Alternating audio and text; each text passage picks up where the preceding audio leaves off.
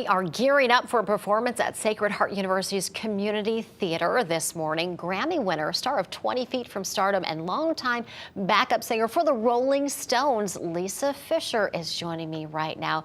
Lisa, thanks so much for being with us. It's a pleasure to have you on our show.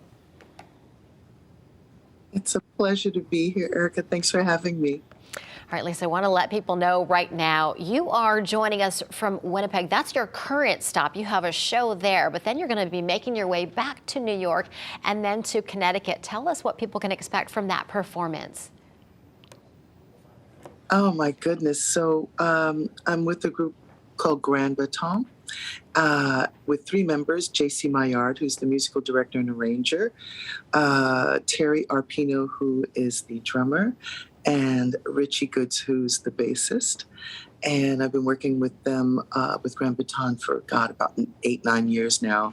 And so we have a lovely flow, and we get to just be free within the music and interpret it in ways that feels right in the moment and feels different in every moment. Now, for people who would like to go check out the show but aren't that familiar with your music, what should they know as far as, is it going to be a little bit of jazz? Is it going to be a little gospel? What do you have in store? It's yes and yes, and it kind of feels, it's a combination of like a world music feel. Sometimes I feel like I'm in Egypt, or other times I feel I'm at a rock concert, or other times I feel like I'm in a jazz club, or sometimes I feel like I'm in a classical orchestral venue. It varies according to the song, which is half of the fun for me. The other half is when the audience is just involved, you know. It sounds like quite an experience and really a journey to be there in the audience with you. Yeah, it's more emotional, you know, because to me, the music is the story, and it connects the audience and us to the audience, and all of us to the stories within the music. So it's really an emotional, beautiful, emotional roller coaster, in my opinion. Now, is this your first time visiting and performing in Connecticut? We've been in different parts of Connecticut, but I believe this might be the first time in Fairfield. Yeah. And then after that, you're off to California for several stops. That sounds so exciting. Yeah, it's been so good. It's been good to just be able to work and just communicate with the audience again, you know?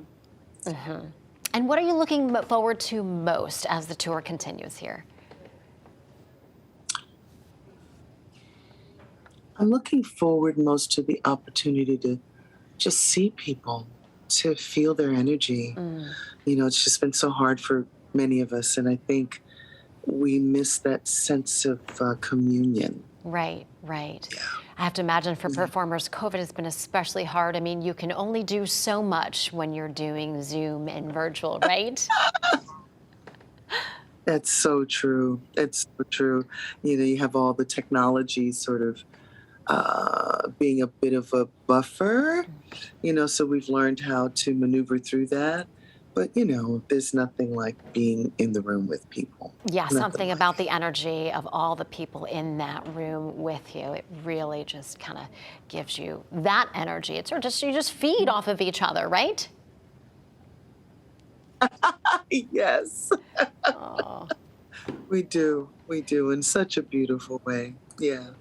Well, what an exciting experience. I know we are very fortunate to have you stop here in Connecticut. Lisa, thanks so much for taking the time to talk to us. We know you are busy. Oh, it's all right. Thank you so much for having me.